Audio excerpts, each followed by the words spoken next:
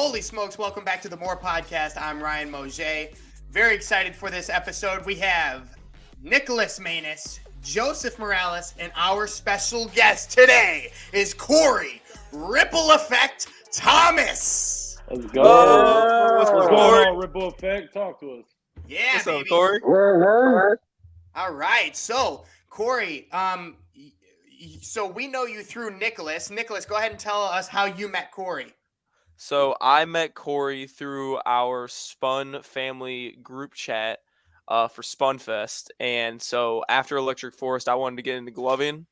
And I messaged that in the chat that I wanted to do that. And Corey had messaged back and he's like, yo, I'm a gloving artist and I've been doing this for a couple of years. Like I can show you a couple tricks. And he's been sending me videos and giving me lots of like tips and advice on how to do stuff, and it's been really beneficial. And he's the man, and he's really good at what he does. Like he kills that. He kills it. Hell yeah. So Corey and Nick said that you were already in the Spun family group chat. How did you hear about Spunfest? And how did you get into the Spun family group chat? Oh, last year, me and this girl were together, and I was wanting to introduce her into the music festival scene. And I was thinking about Lost Lands. I was looking around, and I think that would have been too much for her.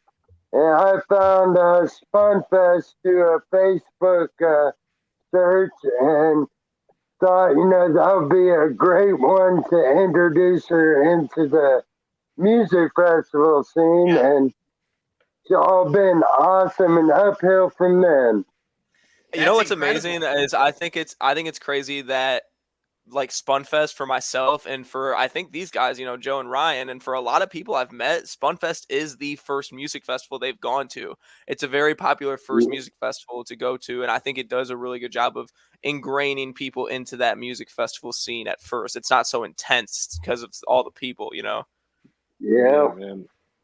Yeah, and I feel like when you have like a place like Lost Lands and there's fucking, I don't know, hundreds of thousands of people there, it's like, and with like 7 stages, you're going to miss more than you see at the end of the day, So it's like, I guess they're 2 different experiences, but yeah, it's just really interesting to think of going to Lost Lands where there's 7 stages. And, I know, one of the artists I wanted to see is going to be playing over here, but, we're over here vibing. And I guess it's just in that scene, I think you just have to be water. You have to go with the flow and just kind of let the energy flow through you, and you're going to end up wherever you want to end up. With Spunfest, it's a little bit smaller, so you can pinpoint exactly where you want to be, what you want to do.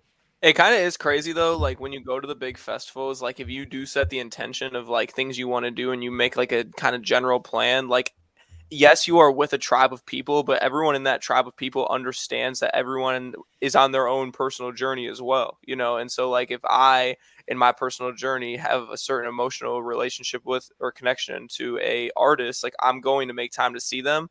And it's cool because like the energy field, like we talk about, is so powerful. Like, it will guide you to where you need to be, like I always, everything happens for a reason, like we are at that point in the festival because that's where we need to be, Yeah, man. At Spunfest, just like shit, like the way my moods just like was literally, I felt like I was on a Ferris wheel, just going through every single emotion at all times. Like, man. And then when once I stepped out of that tent with my Aunt Kate, like got me together, shout out to Kate.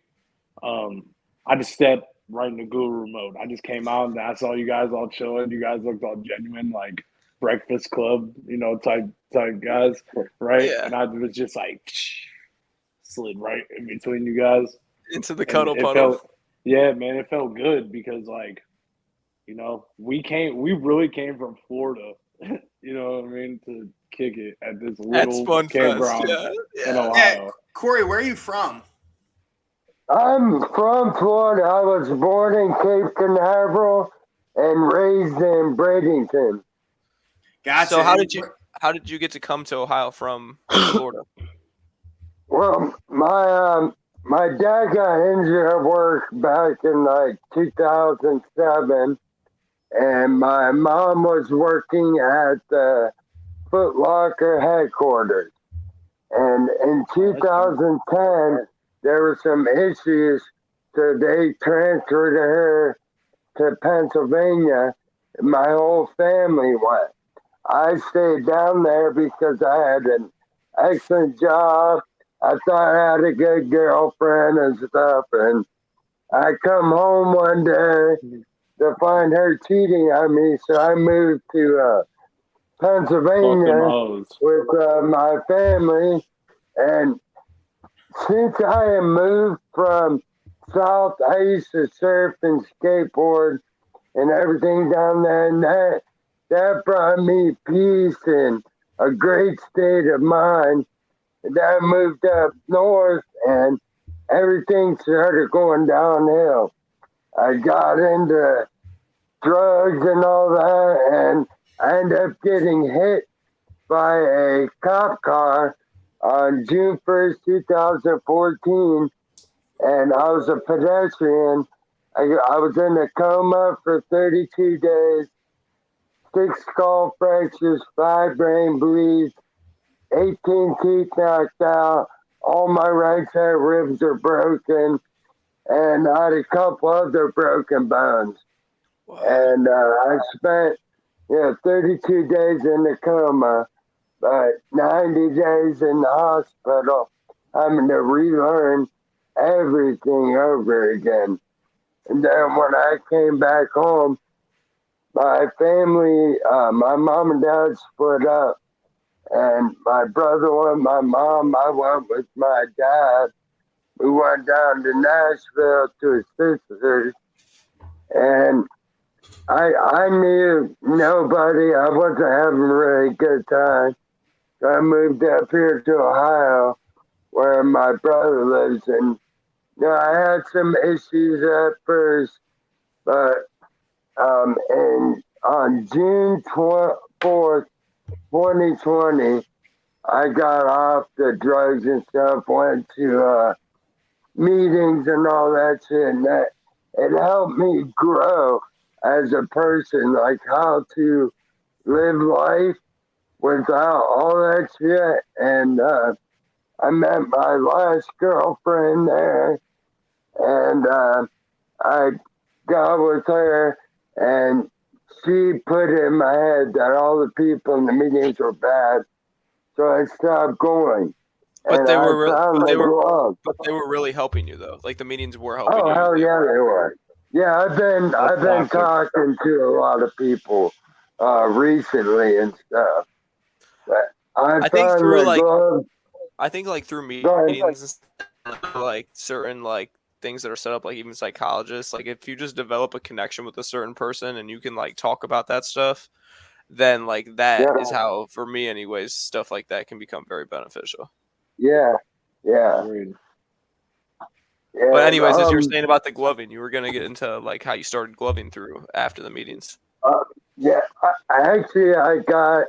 started a CMA meeting in Salem, Ohio at the Oxford House. It's Crystal Meth Anonymous, and there's Heroin Anonymous, Alcoholics Anonymous, Narcotics Anonymous around me. But I didn't connect. I mean, I did, but I didn't really connect with people that have been through the same crystal meth shit with me. So I started a meeting specifically for that. And when I started that in April 2021, I was going to religiously and stuff every Wednesday at 7. And then I got with that Stephanie, and she made it like every person was bad and all this stuff.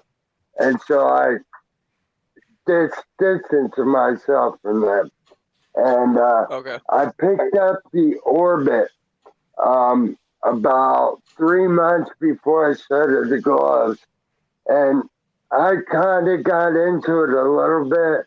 The Orbit, what's the Orbit? If you can explain what the Orbit is. The Orbit, it's like you got 2 strings and you got a little thing right here. And you spin it around it looks like when you're doing different moves, it looks like an Etch-a-Sketch design. It's Yeah, it's pretty almost cool. like geometric patterns that are like it Yeah, almost looks like a hologram. You showed yeah, me it does. one night at Spunfest. Yeah. Then I watched a video by her name is Starlight. She has like one of the rarest forms of bipolar disorder where she gets auditory and visual hallucinations. And she said when she put the gloves on, it quiets all that shit out. I have a traumatic brain injury, so I get racing thoughts and stuff sometimes. So You I get decided to racing try thoughts. that out. And once I tried out the gloves, it's been game on since then. That's awesome. That's a And good ass story. yeah, that's incredible. So there was a lot of information there. I wrote down a couple of things. So you were hit by a cop. Yep. And what was the cop on? Was he on his way to a call? Like, did you get closure? Like, what was that cop doing? I have no idea. I Really? DJ and produce. I haven't done that since this accident because all my stuff got ruined. But I was at a buddy's house at a party I was DJing at. I smoked some weed. I drank a couple beers. I wasn't drunk or anything like that, but I lived half a mile away, so I walked there. About 3 o'clock, I packed up all my stuff. I'm going home. I don't remember any of this, but as I was crossing the street is when I got hit by the cop car, and this cop car was newer and it had no dash cam because I had .06 alcohol, THC. I did have benzos and buprenorphine in my system. They considered it my fault. Really? Gotcha. Yep, that was in Harrisburg, Pennsylvania. Wow, that sounds like corruption in Harrisburg, Oh yeah. Pennsylvania. And I'm So again, that's terrible that happened. And then you were in a coma for 32 days. And what is that? What is that experience like? If you remember or know any of? No, that was literally I my don't question. remember Where any. you at? Yeah, up there.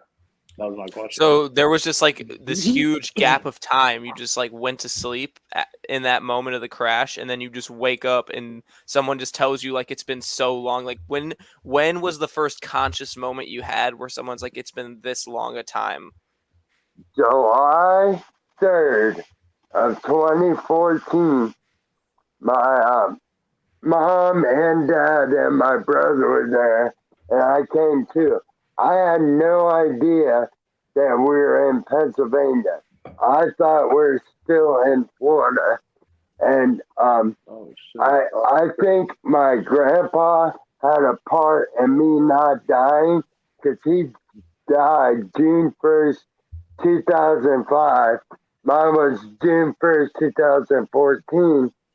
But my mom was saying something to me, and I told her I remember getting my two dogs, Jack and Ginger, put down, but I don't remember getting Poppy put down, and that was my grandpa. That's the first moment that I remember from all this. Wow. So Oh, you wow. come to in the hospital, and this is just a genuine question. Does your hair does your hair still grow while you're in a coma? Did you have longer hair? Like, I have no idea. I've always had short hair like this. How did your Gotcha. body? Yeah, I How think did it your was body longer. feel? Like physically when you moved for the first time and like stood up? Like what was that like? Pain. I couldn't even really stand up. They had two nurses had to hold me up, and then eventually they got me a walker, and I had to walk around the rehab center and stuff until I learned how to do it again. So And- did you sorry Ryan, did you You're good. have injuries to your hands? Like you do the gloving. Did you like get any injuries to your hands? Like physical, did you break any bones in your No, fingers? no. That's Okay. cool. That's good. And what were the nurses like? Were they female nurses? Yeah. Oh yeah. Nice. There was one there that I wanted to say to her, I'm having problems downstairs. Can you help me? Yeah. I should have said it. Straight up. Nice. Wow. Okay, so there's two female nurses, one's attractive, and so are they the main are they no, listen, are they the main, like, were they obviously your family was there, but were you around the nurses like 24/7? Were they a support system? Oh Were they like yeah. Oh very yeah. positive and helping you getting Yes, they were. They That's got amazing. me They give you- in a great state of mind. That's Did amazing. they give you? Yeah. Did they give you sponge baths and then say No, go ahead ripple I effect should have electric requested one. Should have requested one. Put a Oh, work yeah. order in. Work Yeah. order. From My ripple parents, they would leave me like a couple bucks every time they would come.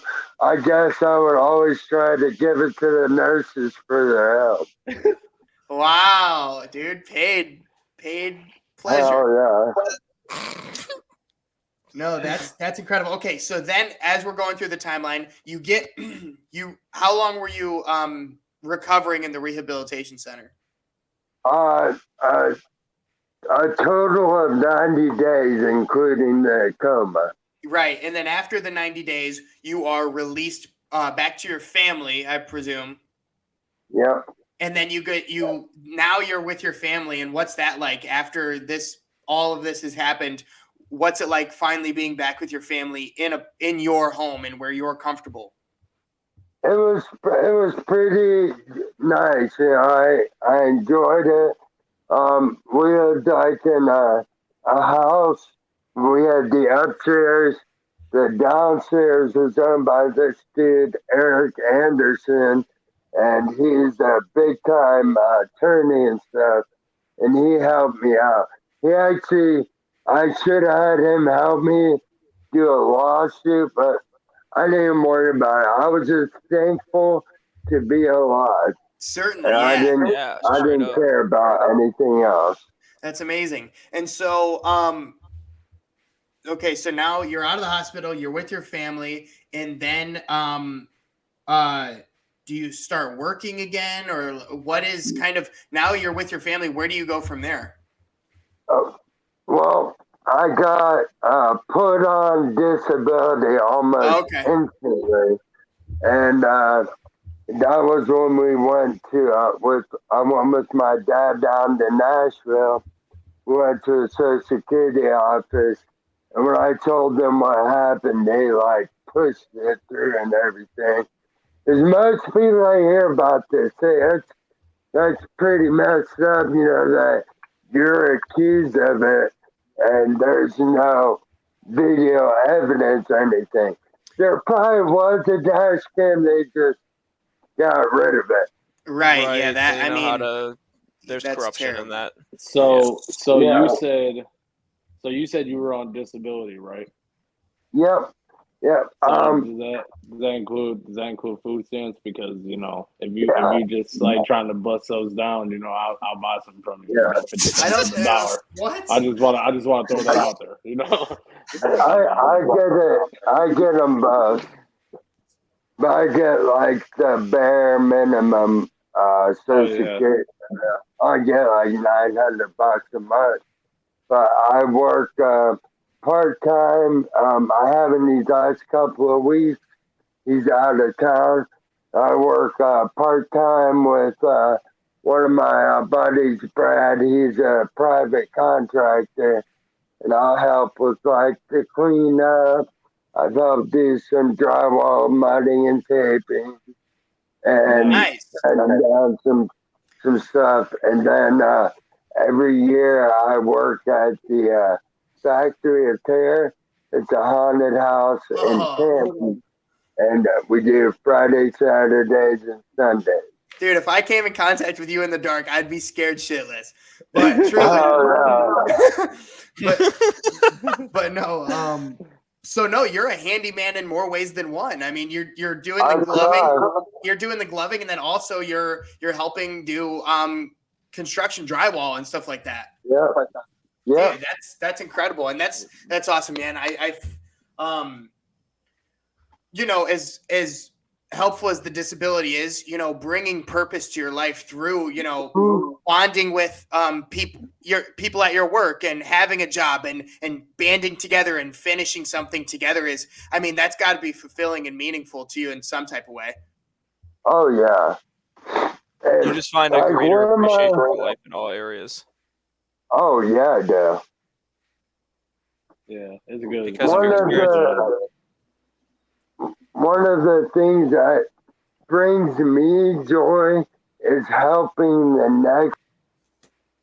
Oh, well, we're going to go ahead and carry on. He'll join back in a second. I don't know what happened. He must have got zoomed out, but guys, I mean, Corey Ripple Effect Thomas, this guy is, I mean, this interesting. I'm not even through it, man. He's been through it, man. For 32 days, and then he's been through a lot, and he's still out here kicking. He's still pushing, and I respect him so much for that. I'm not even like halfway through my fucking list of questions just because there's so much and everything. Every time he answers one, he brings up another question. So.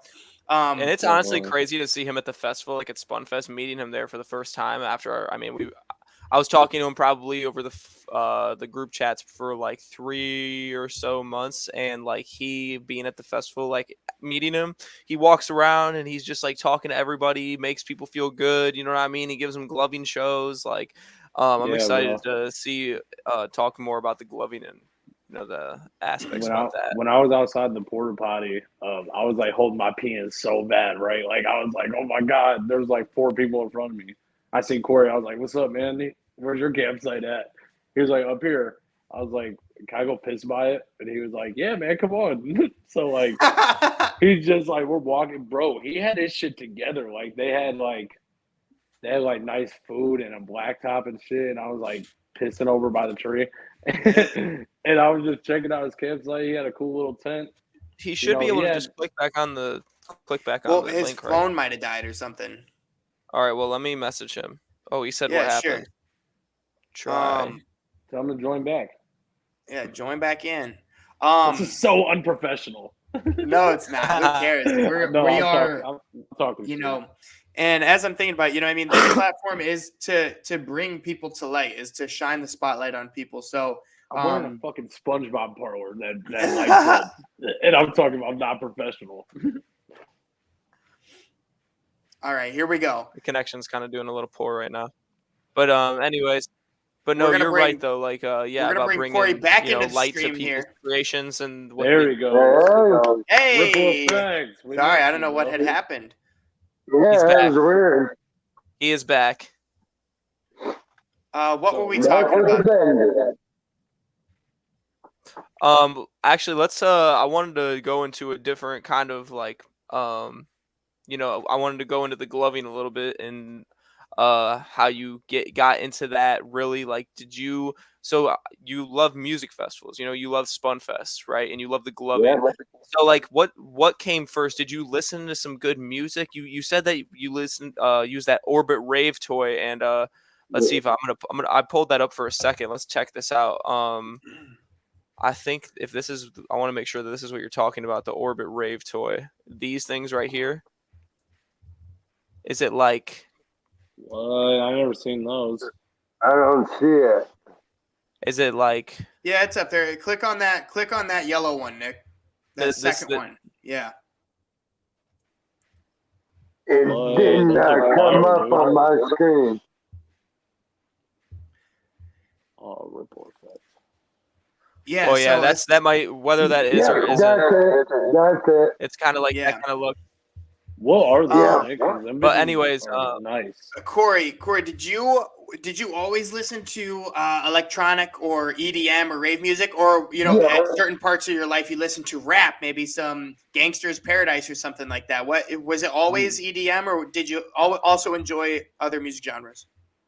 When I was 12, my dad bought me an awesome drum set, Pearl, drum set, dubs and cymbals, all that. And I kind of got into it, but I didn't really take to it. And then a friend of mine, his name is DJ Curb, he introduced me to turntables.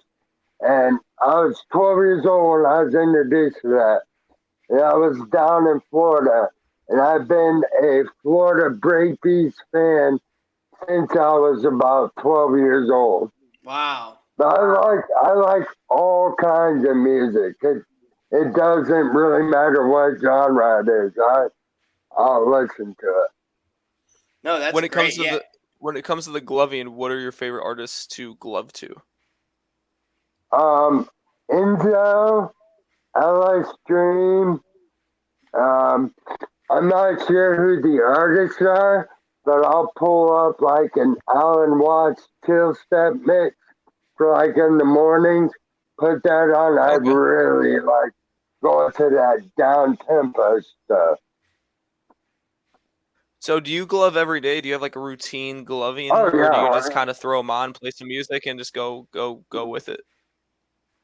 In the morning when I wake up, I put on a down tempo Alan Watts mix, and I just sit in front of my mirror or do a live feed on Facebook. Spend like 30 minutes on it. I can go back and watch what all I was doing, what all needs improvement, and then throughout the day, I mean, I don't even have to have the gloves on. Like there'll be no music on or something, and I'll have thoughts in my head. I'll just start moving my fingers around, and it clears my mind. And like some of the live videos that I do, you'll see where I'm going into stuff, and then I kind of stop.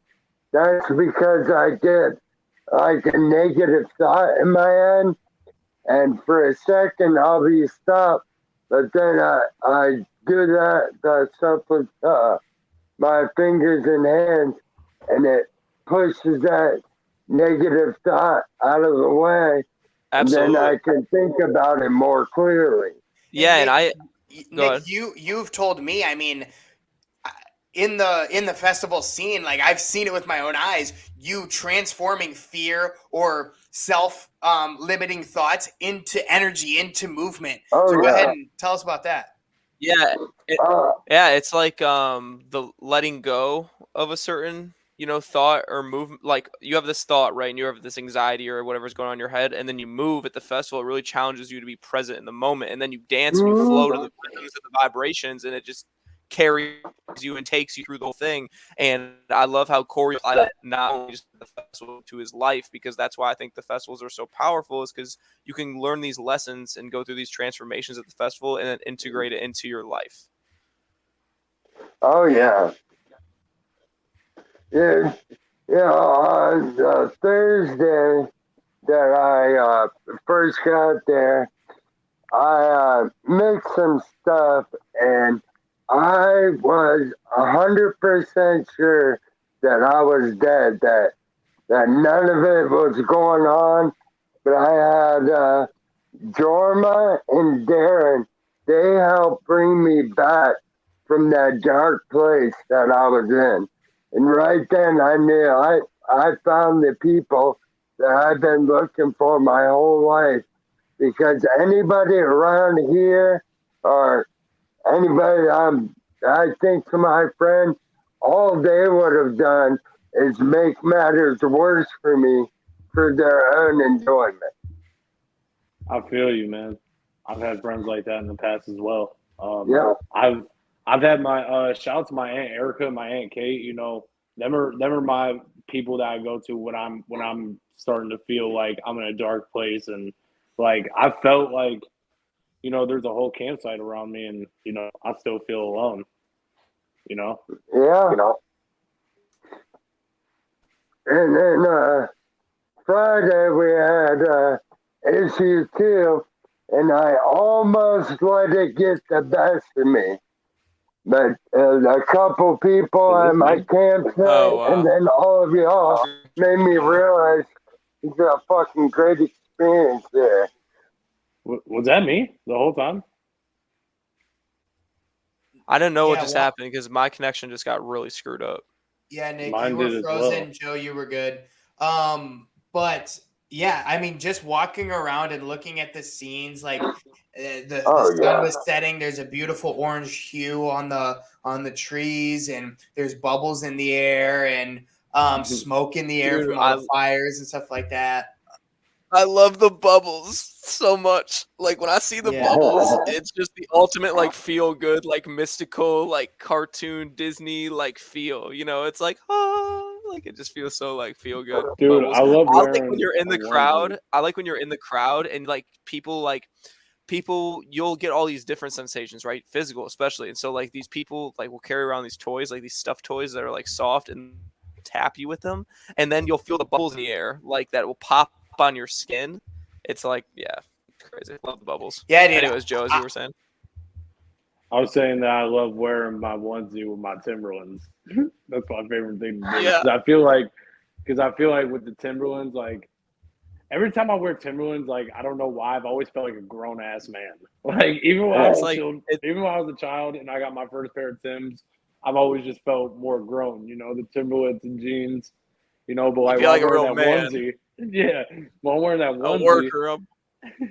I'm wearing that onesie and them Timbs, bro, and I'm just like chilling with everybody, bro. It's a good, And the it's a SpongeBob great ice feeling. around your neck, dude. It's like you're soft and you're hard at the same time. You know what came to my mind for some reason was how protective I am over certain people in my life. Like I remember when I was a child, like you know, like middle school type shit. I don't know. I think I had seen the news like in passing or something, and they were saying there was an increase of people putting heroin needles in gas pump handles. So I begged my mom, don't pump your gas, please. Don't go to the gas stations because I thought my mom was gonna get poked with a heroin needle. And why like, do I remember that? yeah, I don't know. There was like it was a thing that was happening, and then like when I learned, like you know, in school how they tell you, you know, cigarettes will kill you in half the time if you don't smoke them, this and that. That you know, the whole don't smoke cigarettes thing. Well, I learned that, and I went home, and my mom smoked cigarettes, and I remember what she had. She bought a pack of cigarettes, a full pack of cigarettes, and then went inside to pay for the gas or something. And I took the full pack of cigarettes and I threw them right out of the window under a semi truck, under an 18-wheeler. And she got back. She's like, "Where's my cigarettes?" And I was like, "I don't know." She's like, "Ryan, where are my cigarettes?" And I was like, "But no." And then I told her they're under that semi. And my mom crawled under an 18-wheeler semi to get her cigarettes. But no, I just remember being so overprotective of my mom growing up as a kid. Well, that's the same way. I remember an anonymous mother at a anonymous football game at an anonymous location screaming because she couldn't leave the stadium to go and smoke her cigarettes and come back inside. No way. It was a very aggressive. Was that your mom? No. Was that my mom? No. It was none of our mothers. It was it's just an anonymous mother. Oh, okay. No, you have to say it. No, I have to know. No. I have to. No, don't, we'll say it off air. But oh man, anonymous mother. I was just like, oh my god. She's like, you are letting all of the home fans go out there and come back in, and you're saying that I can't leave and come back. I just want to go smoke a cigarette right there. Just let me go and smoke a cigarette right there. And they're like, no. She's like, what? She's like, what? I'm like, dude, that's so good. I know his mom. I'm like, more. Oh yeah. Hey Ryan, do you remember back in 7th grade when right after like our coach like said some crazy motivational speech, you came in my ear and you were like, not again. No, because we had lost like 43-0 or something, and the coach was like, "Not again." You know what I mean? Like he's being ridiculed in society for losing 43-0, and so like our fucking chant became "Not again," and then it happened again. Exactly 1 week later. Literally 1 week later. That's real motivational. Good gravy. Yeah, facts. But yeah, Wow. Ryan would whisper that in my ear at random times. As I caressed his beard. Not again. Rubbing like beard oil in it and combing it with a brush. No, dude, we were in like 7th or 8th grade, and he was I know. following me in the lunch line, saying it in my ear. Not again. Is that why you wanted to fight him for so long? Ryan Yeah. wanted to fight me. Yeah, that's right. So I needed respect put on my name, and before me and Joe were friends, I wanted to fight him, but then we just ended up being good friends. Because he knew who to come for. No, and it was like in the conversation, wasn't it? It was like in the conversation of you being like, "I want to fight you really bad." And he's like, "What?" And you became friends in that conversation.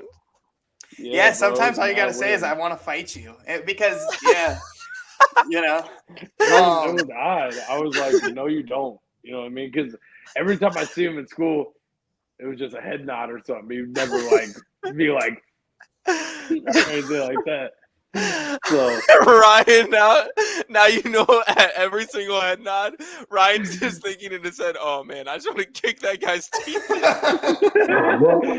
There's like an old lady opening the door to a Panera Bread for me, and I'm like, yeah, Ryan and Joe like he's like, "Oh, respect. I respect that guy's head nod," and then Ryan's like, "Fuck you." Wow, this has been great. What do you guys think? A live gloving performance needs to happen on this show? Absolutely. Yeah. I think that's a great idea. And obviously, Ripple Effect, you are our guest, so we're gonna give you the floor. We're gonna give you space to let you do this damn thing, and then after that, Nick's gonna join you, and we're gonna have a glove off. Yeah, no, not a glove off. No, it's not a glove off. It's a duet. It's a glove duet. Yeah.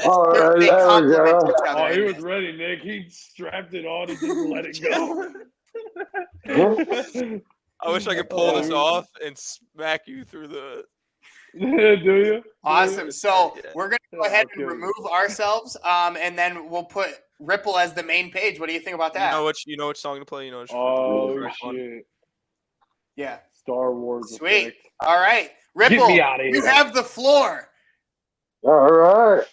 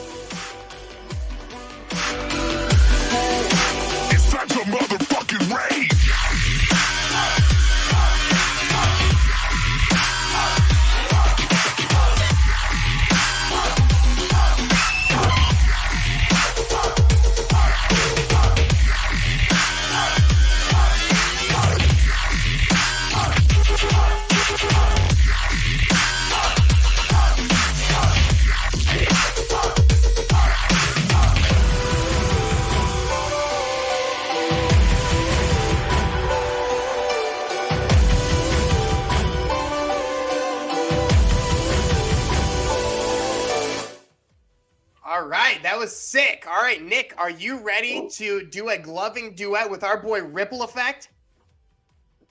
Yes, sir. So, yes, I am. Just give me a second to change the lights here. And then Joe, what did you think about that? What did you think about that performance? Hey, I started headbanging in my seat. Straight You know up, what I mean? man. I started just letting the flow go. Yeah, Ripple, your energy flows through those gloves into us. You know what I'm saying? It's like you're sharing a part of your energy with us through your gloving. He did this one thing with his fingers. I don't know what he did, but he brought them like over here. It was crazy. I was like, incredible. Wow. All right, well, it looks like these two are ready to go, Joe. Let's take our seats.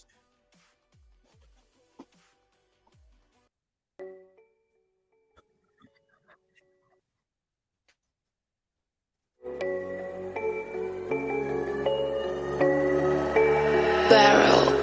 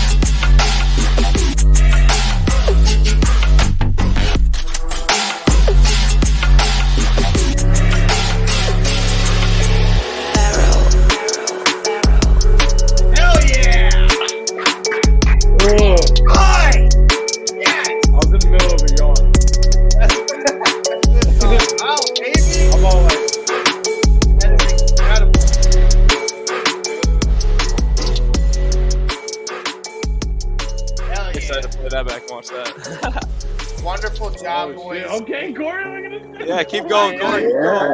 Keep going, Corey. Let's see some tricks. Can you explain some tricks? Maybe just like a couple of decent pointers for some people, like the roll or like a cut. A cut. Your cuts you're making out with your fingers, and you're gonna hinge it over, straight up. Then take your left hand up, and you can go like that, where it looks like you're walking, and you can go boom. You're like almost connecting the dots.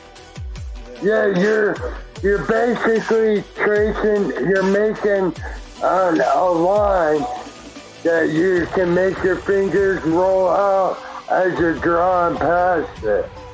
Okay, like a reference point in a sense. Wow, Like if I have this one that's- finger and then I can take these Like over it. In a sense. the palm of your hand.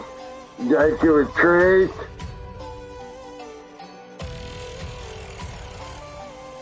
Yeah, he's smooth. He's with it, tracing. That's smooth. And then another simpler one is digiting. It takes a little while to get it, but you're bending each finger at the knuckle. You can. Yeah. Oh, nice. Yeah, That was. that's kinda Oh dope. yeah. Oh yeah.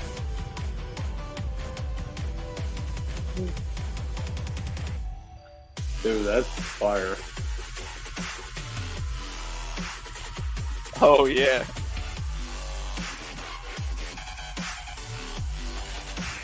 And you can go from here to transfer into something. You can bring it down like your rolls. And you've got this one. Took me a while to get, but it's pretty simple. Sort of width. My thumb lights are out, but you want to take your thumb and you're pointing at the person. You're coming out, leaving your thumb isolated and wrapping your finger around your thumb. I think it's Hey. cool when you can like manipulate like the camera angle. And it's just like depth perception and like pull it and come back to it Yeah. and stuff. And like the whole like. My buddy Chubb from Instagram showed me this, and I think this really helped me out a lot. You're taking. I'll turn my light on so you can see. Yeah, let's remember that as well. All right. So you're taking your hand, your top one, you want your thumb tucked like this, and you have your bottom one thumb out, and you're coming up to the viewer's face and at their face. And Yeah. the top one, you always want your thumb tucked. Tuck the thumb. Tuck is it though. And then you've got this one, how I remember these, the infinite rolls. I go down, and then here I do pinky, pointer, Ooh. We've been doing that all pinky, day. pointer. And you've got this right here. Oh yeah, when you came back, yup, that is nice. And the thing is too, like I find that like in doing it, it's like people try to do it so fast. Like I'm a victim of it sometimes too. Like I'm Yeah. just starting to club and like Yeah. I move so fast, but it's not how quick you do it. It's this. It's like the smoothness of it. You know, the preciseness. You know. Yeah. I've got this one took me a while to get, but it's called the circle move. You got your right hand stacked over your left, where you can do that. But what you're doing is you're making a circle.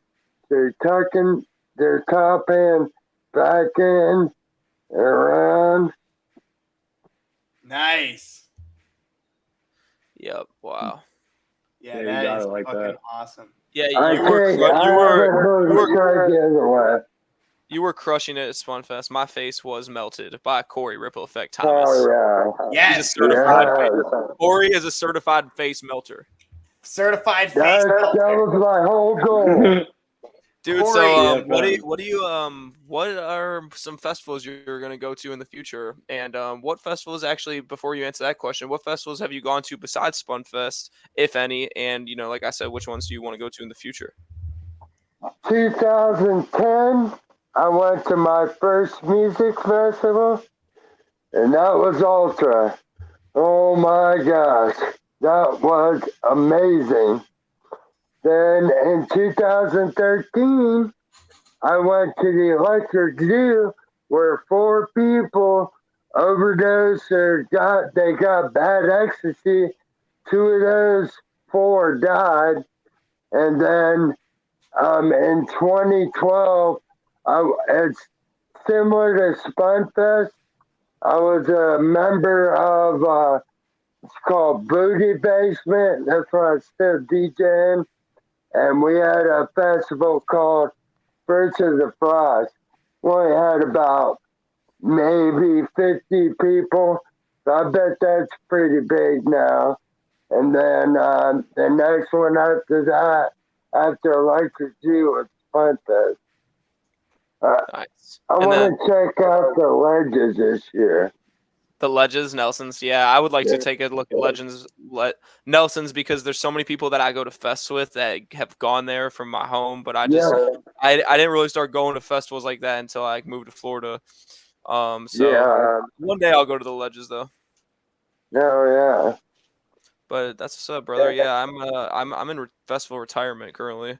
I'm probably gonna go to Okeechobee in March. I went to Ultra last year, and Ultra was dope. Like, don't get me wrong, I had an amazing experience, but I think I want to go like to a different festival in Florida because I know there's so many. So Okeechobee in March 2nd, and then Forbidden Kingdom, and that Forbidden Kingdom's gonna go crazy. There's the one in Tampa. I think it's called Sunset or something. Yep, I'll be at Sunset. Year move. I'll definitely be at Sunset.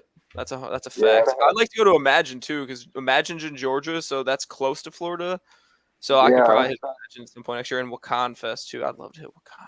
Yeah, that's one festival that's on my bucket list. I feel like you would definitely like Wakan Fest. Like I haven't been, but my friend Luke, shout out Luke, who got me into volunteering at festivals. He told me Wakan Fest was his favorite festival, and he likes Ellis Dream and Ganja White Knight and all those artists and Liquid Stranger, So I was gonna go see Liquid Stranger here on the 20th.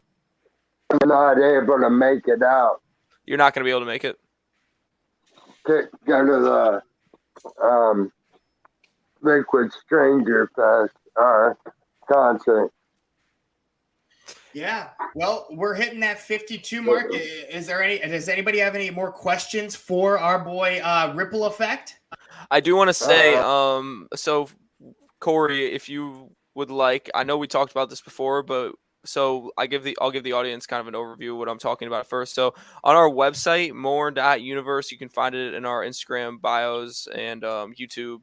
The link, I can't tell you exactly what social media accounts it's on, but go to our website, and then we have links to our creative community Manus Creations. So we're just trying to build those connections and get people and artists to link and to start making stuff together. So Corey, I wanted you to be an artist that we could post some of your gloving videos and some links to your social medias on our More website. And it could be like the start of like people starting to get their stuff, their creations and stuff, and like your ability to create these shows and what you've shown like through the challenges. You've overcome all these challenges. You've shown a more of appreciation of life because of it. And in turn, like life has given you this beautiful art of gloving that you're so very skilled at. And I'm very, happy that you have, come this far in your journey and to have found something like this to do, because that's what it's all about at the end of the day, finding things we love to do. Corey, you're badass, bro. Thank you for coming on our podcast, and sharing your story, because not many people could survive shit like that. You know what I mean? I'm gonna be 100 with you, like that coma for 32 days. Like I couldn't even imagine. You know what I mean? You're a real soldier, bro. You're here for a reason. You know what I mean? So keep going to them festivals and keep manifesting and keep being the man, bro. That gloving shit's you. Mm-hmm. Keep doing that shit. Yes. I would save to melt faces.